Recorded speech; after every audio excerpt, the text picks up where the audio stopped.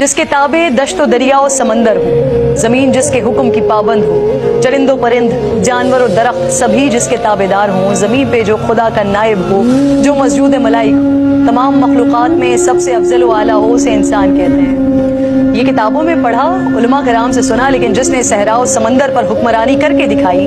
जिसके हुक्म पर लरसती जमीन ठहर गई, सूखा दरिया जिसके खत से जारी हो गया,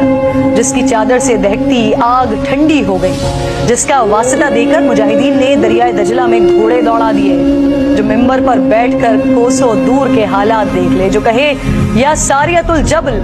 और सारिया सुन ले, हुक्म पर अमल करें और फतहयाब,